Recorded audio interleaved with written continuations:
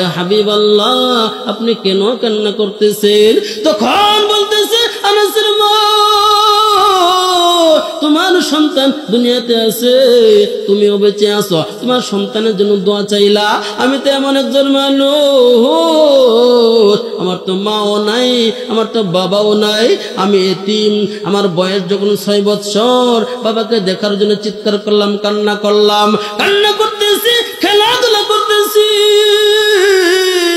মাঠের মধ্যে অন্য অন্য লোকেরা খেলাধুলা করে, কুচি কুচি বাচ্চারা খেলাধুলা করে, আমিও খেলাধুলা করতে যাই, গেলাম, দেখার জন্য গেলাম।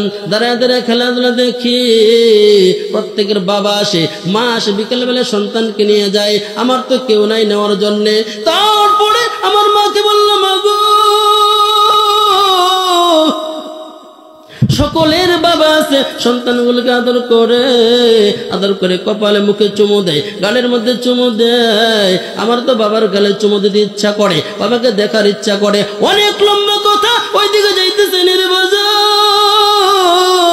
আমার মা বাবাকে দেখানোর জন্য, কবরস্থান দেখানোর জন্য আমাকে নিয়ে গেল।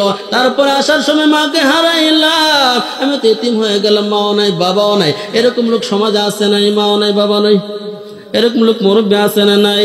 যার মা হারিয়ে গেছে সে তো জানে কেমন জিনিসটা হারাইছে, যার বাবা হারিয়ে গেছে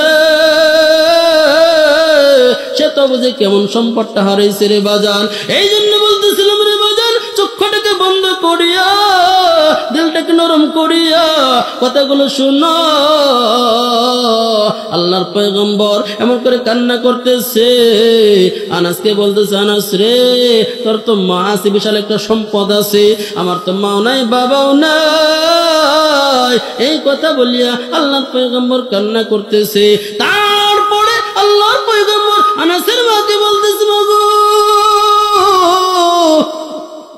মা যখন সন্তানের জন্য দোয়া করে, কোনো পর্দা থাকে না, সঙ্গে সঙ্গে আল্লাহ পাক রব্বুল আলামিনের কাছে ডাইরেক্ট মালিকের সামনে হাজির হয়ে যায়।